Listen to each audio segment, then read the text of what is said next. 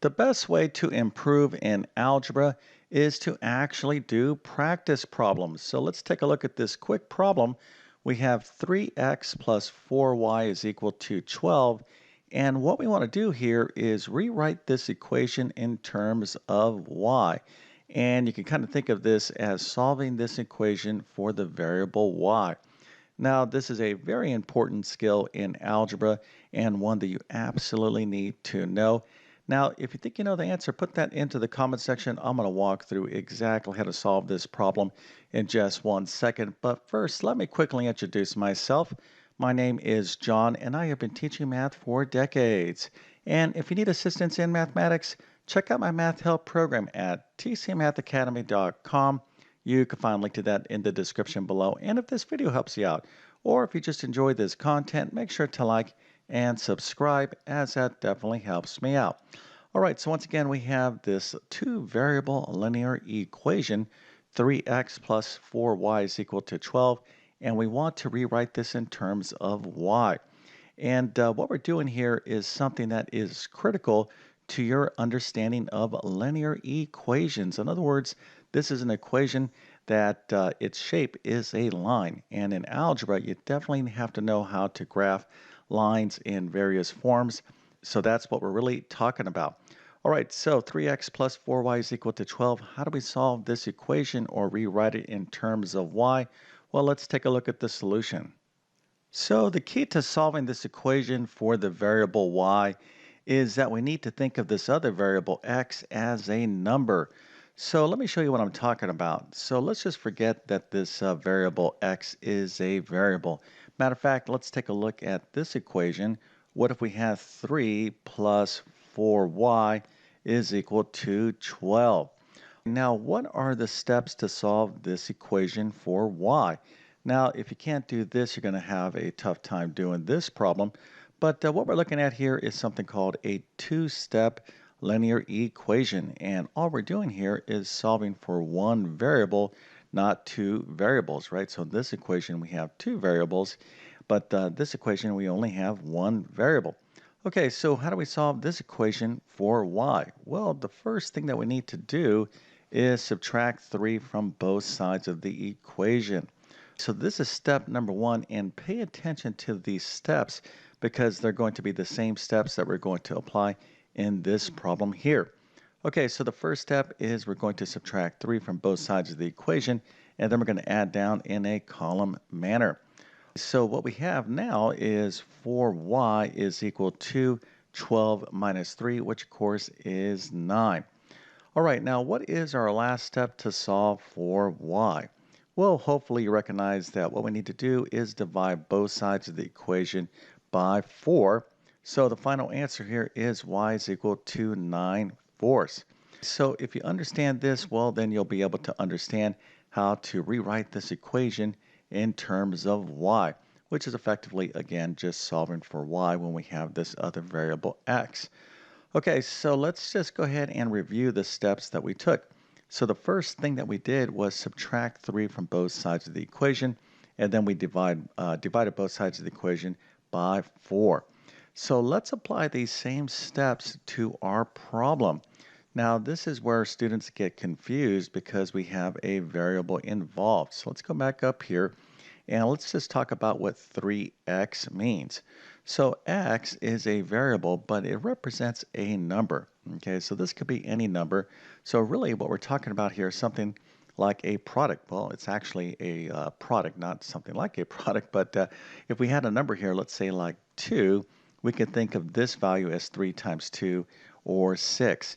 But that's not really necessary. The big idea here is that you conceptualize this entire value as a number. Okay, so 3 times x is a product. It's simply a value. So we're going to take this entire value and do what? Well, we're going to apply our first step, and that is we're going to subtract 3x from both sides of the equation. Again, if this was only 3, we would subtract 3 from both sides of the equation, but we have 3x, so it's still a value that we can subtract from both sides of the equation.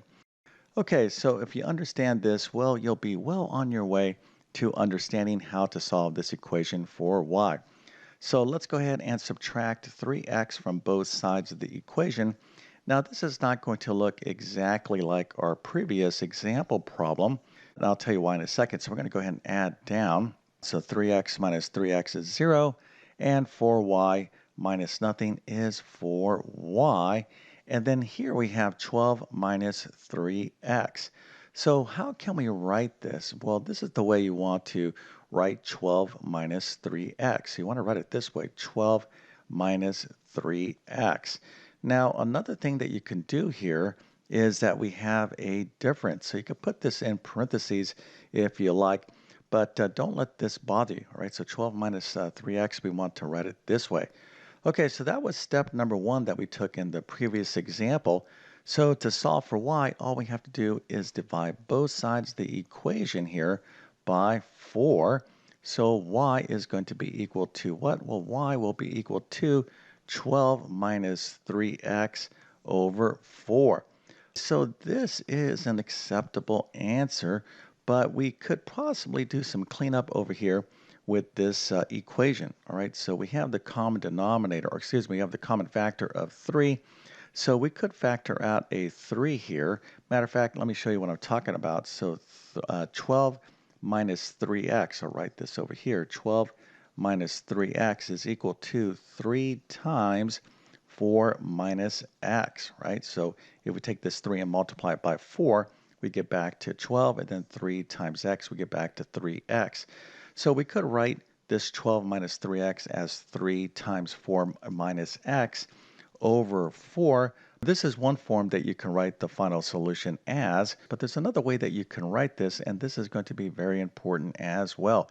Let's take a look at this second way to think of the answer. Now again, this is correct, but what we want to do here is think of this equation in terms of y is equal to mx plus b. So what we're really doing in this problem is taking an equation in standard form. So we have a two-variable linear equation in standard form, and we want to write it in y equals mx plus b form, which is called slope-intercept form. Now, this is important because one of the most common ways that we graph linear equations is in the form of y is equal to mx plus b. So we have an x over here, we have a number over here, so how can we kind of write this equation in y is equal to mx plus b form? Well, this is not that difficult. Matter of fact, let me show you right now. And again, this is something that you're definitely going to have to understand in algebra. So we can think of this equation as the following. So we have 12 minus 3x over 4. Well, we can split up this fraction into two fractions. So let's take a look at this fraction, 12 over 4 minus 3x over 4. So if I gave you 12 over 4 minus 3x over 4, and I said subtract these fractions, well, we have common denominators, so all we have to do is subtract the numerators. So you can see that the answer to this will be this. But the idea here is that you're splitting up your number value and your variable term. Okay, so we have a number here. Matter of fact, 12 divided by 4 is what? Well, that is 3. So we have y is equal to 3 minus 3/4 x, or 3x over 4. So 3/4 x is the same thing as 3x over 4. Okay, so now finally we can write this in y is equal to mx plus b form. So we have y is equal to negative 3/4 x plus 3. Okay, so this really would be the best answer.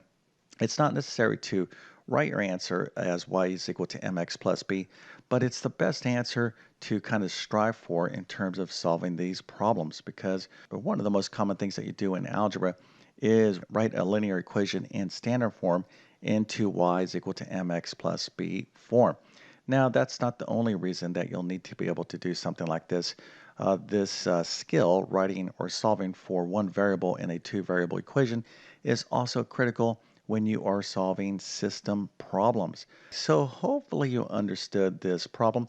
Again, we're just practicing some algebra. Now, if you need additional practice with algebra, or if you're struggling, or if you need to just, kind of learn from the beginning, check out my Algebra 1 course. I'm going to leave a link to it in the description of this video. Also, I have a ton of videos on my YouTube channel that can help you out. All right, so with all that being said, I definitely wish you all the best in your math adventures. Thank you for your time and have a great day.